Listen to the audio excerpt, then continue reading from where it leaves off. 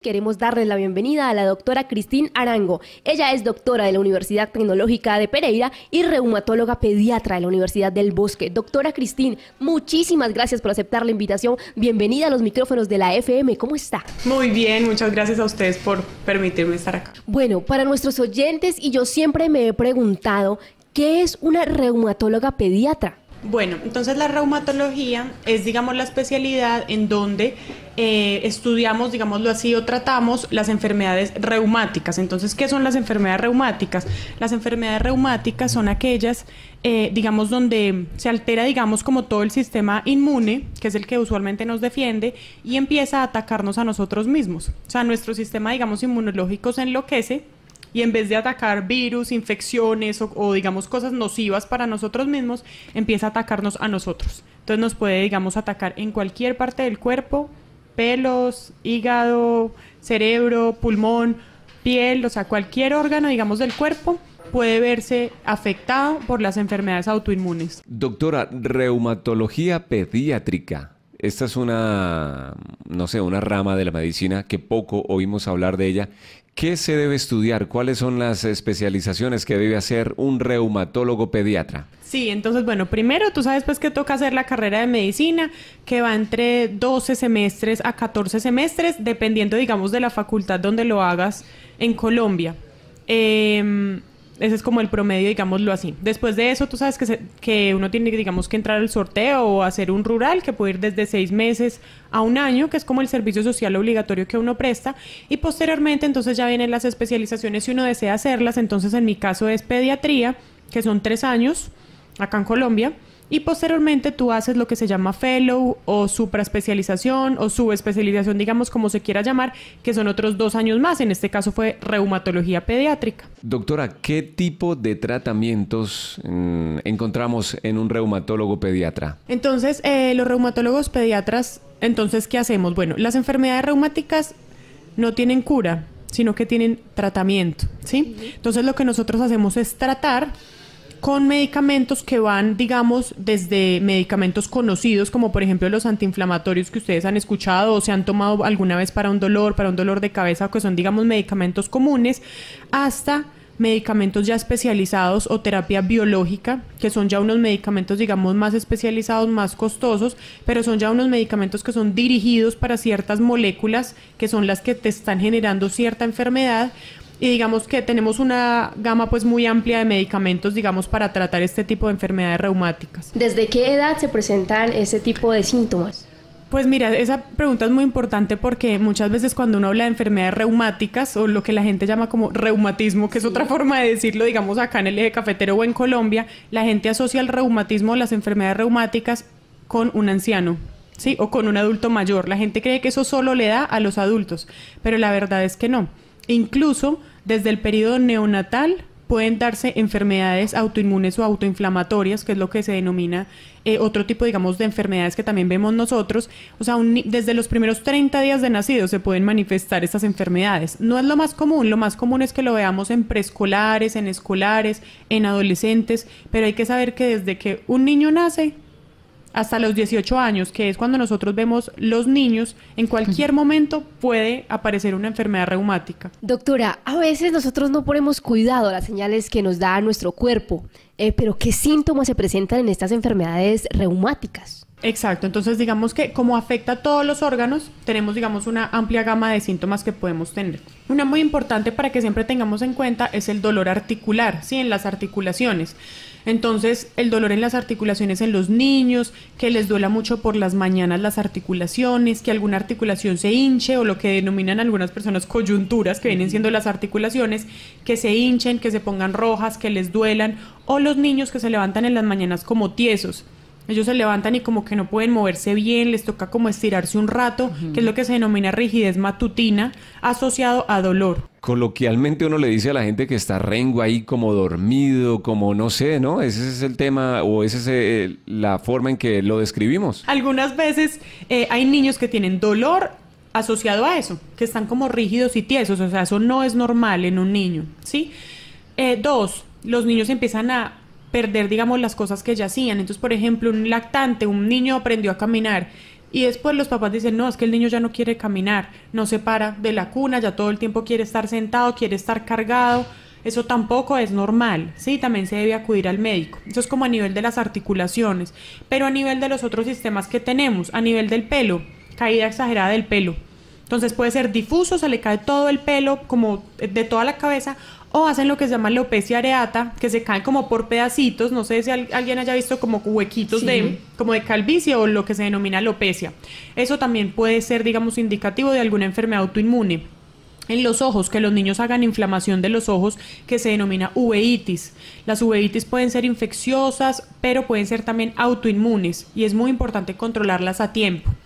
A nivel de la nariz, sangrados o lo que se denomina epistaxis que sean frecuentes, o úlceras o llagas dentro de la nariz, úlceras o llagas dentro de la boca, como fuegos, digamos, como lo conocemos, digamos, más dentro de la boca, muy frecuentes. En el paladar, que el paladar se ponga como rojo o se ponga con úlceras, tampoco es normal. Niños que hagan, por ejemplo, dolor torácico, dolor abdominal, o sea, en el pecho, o dolor en el abdomen con mucha frecuencia que no se encuentre la causa. Que hagan, por ejemplo, deposición con sangre, orina con sangre, o lesiones en la piel o en las uñas, digamos, de causa desconocida. Es importante visitar y consultar expertos y doctores especialistas, por ejemplo, el reumatólogo pediatra, un tema que además en este tema de dolores, valga la redundancia, es que, no sé, uno siempre que relaciona dolores lo hace con una persona adulta, más no con un niño. Y uno sí oye hablar acerca de los dolores de crecimiento. ¿Esto es un mito o es verdad? ¿Qué es lo que pasa ahí? Lo que pasa en los dolores crónicos benignos de la infancia es que cuando los niños están en crecimiento, los huesos y los ligamentos y los tendones no crecen en una misma velocidad, y esto puede generar que los niños les duelan las extremidades, sobre todo los días que hacen más ejercicio. Por ejemplo, un día que jugaron mucho fútbol o que hicieron mucho ejercicio, es un dolor que usualmente es como en las tardecitas cuando llegan a la casa, o en la noche. Es un dolor que es simétrico, o sea, eso quiere decir que le duele ambas piernas, no solo una. Usualmente señalan toda la pierna, y es un dolor que usualmente la mamá o el papá o el acudiente les hace un masajito, un bañito, y al otro día amanecen bien. Eso es, digamos, lo que se conoce como dolores crónicos benignos de la infancia, o, digamos, mal llamado dolores de crecimiento. Pero hay que tener en cuenta que hay muchas enfermedades, no solo reumáticas, sino tumorales u otro tipo de enfermedades que pueden manifestarse con este tipo de dolor. Entonces, si las características, se salen un poco de ahí, de lo que yo les acabo de decir, o estos dolores se vuelven muy persistentes, ojo, siempre acudir a un profesional. Tengo personas cercanas de edad que ya tienen esta enfermedad, y pasa mucho que cuando se quedan quietas tiende a ser más fuerte la enfermedad. ¿Por qué pasa esto? Exacto, entonces hay como dos tipos de dolores. Cuando uno tiene dolores en las articulaciones, hay dos tipos de características grandes. Unas son las características mecánicas y otras son las características inflamatorias. Entonces, ¿qué es lo que a nosotros nos va a preocupar? Las características inflamatorias, o sea, las características de un dolor que me están diciendo, ojo, ahí puede haber inflamación, ahí puede haber una artritis, ahí puede haber una enfermedad autoinmune. Y una de esas características es la que tú acabas de decir. Dentro de esas características del dolor, entonces, ¿cuáles son? 1, es mayor en horas de la mañana, en vez que en la tarde. 2, se asocia a rigidez matutina, o sea, lo que dijimos, que en la mañana amanecen como tiesos. Y 3, que empeora con el reposo. Esa es una de las características. La persona se queda quieta, está en un carro yendo de aquí a otra ciudad 2 horas, está en cine, y cuando se para está peor del dolor. Mientras que en los dolores mecánicos, o sea, yo tuve una mala postura mucho rato, yo no hago pausas activas en mi trabajo, que eso me puede generar dolor de espalda, todos usualmente nos ha dado, eso son características mecánicas. Entonces, al contrario, cuando yo tengo ese dolor, me pongo a moverme y antes más me duele. Mientras que cuando es inflamatorio es todo lo opuesto. Yo me muevo y mejoro, mientras que me quedo quieta y empeoro. Eso es un signo de que posiblemente hay inflamación y debo más rápido consultar a un médico. Doctora, hay algunos hábitos en el tema de la alimentación que a veces nos suelen decir que cuando consumimos algunas cosas nos incrementan esta enfermedad. Cuando hablamos de artritis, por lo menos las carnes rojas, ¿eso es verdad? Pues no, mira, específicamente no hay ninguna cosa que podamos hacer para prevenir el desarrollo de las enfermedades autoinmunes. Y 2, digamos, dentro de las cosas, si uno ya tiene el diagnóstico, dentro de las cosas que puede hacer para mejorarlas, La alimentación realmente, en este caso la pregunta de las carnes rojas, en la única condición en la que su ingesta puede empeorar los síntomas es en la enfermedad que se llama gota, que ustedes de pronto la han escuchado. Sí. La gota es una enfermedad más de adultos, ¿sí? Que también da artritis, o sea, dolor e inflamación en las articulaciones, y esta, como es asociada a unos niveles de ácido úrico elevado en la mayoría de casos en sangre, alimentos muy proteicos, como por ejemplo la carne roja u otras carnes, pueden elevar este contenido de ácido úrico, por ejemplo el alcohol. Entonces, en la enfermedad como gota, sí se recomienda disminuir la ingesta de carnes rojas, pero es solo en esta enfermedad y digamos que su explicación es clara. Pero en el resto de enfermedades no tenemos ninguna indicación de suspender las carnes rojas. Fiebre reumática, doctora, uno oye hablar de eso. ¿Qué es exactamente? Bueno, la fiebre reumática es una enfermedad muy importante porque primero afecta al corazón. Te puede dañar las válvulas del corazón y toda la vida quedar con un problema del corazón e incluso requerir cirugía para cambiarte la válvula. Entonces sería una cirugía, digamos, cardíaca en donde te cambian la válvula, ya sea por una válvula, o sea, por una protésica, o sea, por una válvula o de mentiras, digámoslo así, o una válvula biológica que se extraen del cerdo. Entonces esta enfermedad se da porque tú tienes una faringoamigdalitis bacteriana. Ustedes saben que todos hacemos amigdalitis con mucha frecuencia, pero las amigdalitis pueden ser por virus o pueden ser por bacterias. La mayoría de veces son por virus, pero cuando las faringoamigdalitis son por bacterias, algunas veces, realmente esto ocurre en menos del 0.5% de las veces, mi sistema inmunológico se altera. Y en vez de ir a atacar a esa bacteria que me está generando amigdalitis, va y me ataca mi cerebro, mi corazón, mis articulaciones, mi piel, y me genera la enfermedad fiebre reumática. Entonces es muy importante, y esto es importante para todos que nos quede claro, si tenemos dolor de garganta, en este caso los niños si tienen dolor de garganta, ninguna de estas dos conductas está bien, ni ir a la farmacia y deliberadamente tomar antibióticos, eso no está bien porque el uso indiscriminado de antibióticos nos lleva a resistencia, digamos, bacteriana y que las bacterias después ya no respondan a los antibióticos, pero tampoco está bien quedarnos muchos días y que el niño esté muchos días con dolor en la garganta y con fiebre sin consultar a un médico. Entonces, ojo, si el niño tiene dolor de garganta, fiebre, consulten al médico y si el médico considera que es bacteriana, un tratamiento adecuado con antibióticos nos puede prevenir la fiebre reumática. ¿Este tipo de enfermedades, doctora, estos dolores son hereditarios? Bueno, eso es una pregunta muy importante porque tú no heredas como tal la enfermedad, ¿sí? Ejemplo, si tú tienes una mamá con lupus o alguien tiene una mamá con lupus o un papá con lupus, no quiere decir que tú necesariamente vas a hacer lupus. Lo que sí te pasa, digamos, genéticamente es un mayor riesgo de desarrollar una enfermedad autoinmune, no necesariamente la misma de tus padres. O sea, sí tienes un mayor riesgo de hacer otra enfermedad autoinmune, pero puede ser cualquiera, no exactamente la que tenga tus padres. Entonces, no es una enfermedad, no son enfermedades heredables.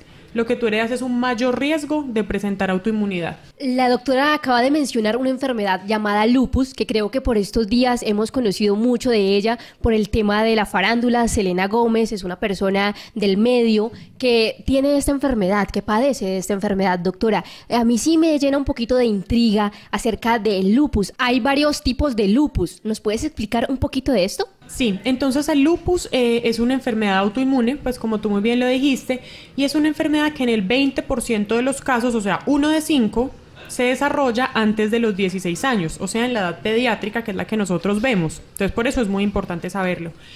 Y el lupus es una enfermedad, digamos, muy importante porque puede ser, como hay diferentes tipos, como muy bien lo dijiste, el lupus te puede afectar solo la piel. Entonces hay lupus que son cutáneos. Entonces tú solo tienes, sí, unos problemas en la piel, con una biopsia que, digamos, está acorde con el diagnóstico de lupus, pero no te sale de ahí, o sea, se queda en tu piel.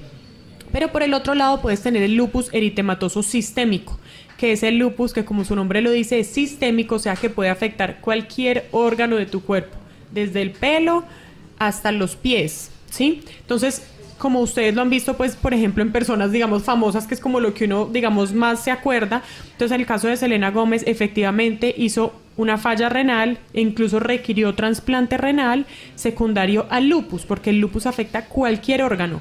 Y de los órganos que con mayor frecuencia, digamos, se pueden comprometer y llevar incluso a una morbilidad muy importante o incluso a la muerte en algunos casos, es el riñón.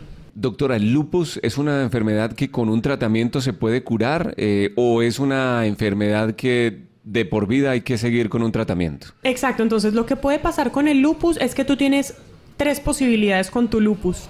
O uno, toda la vida vas a estar con actividad de la enfermedad, pero una actividad como leve, pero toda la vida la vas a tener activa.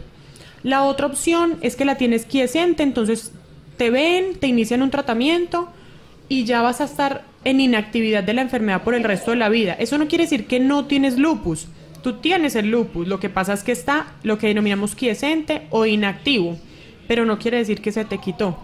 Y la otra opción es recaída, remisión, entonces tú estás bien, después vuelves a estar mal, estás bien, vuelves a estar mal, o sea, como si fuera picos, baja, sube, pero entonces lo que hay que saber en respuesta a tu pregunta es que estas enfermedades reumáticas no se curan. Yo a los 2 meses no te puedo decir, ay, ya no tienes lupus, se desapareció. No, yo te puedo decir, estás controlada, en este momento no tienes signos de que esté activa la enfermedad, pero debemos seguir haciendo chequeos porque en cualquier momento se puede volver a despertar. Reumatología pediatra. No había escuchado antes este término. ¿Cuántos reumatólogos pediatras hay en el país o puntualmente en el eje cafetero?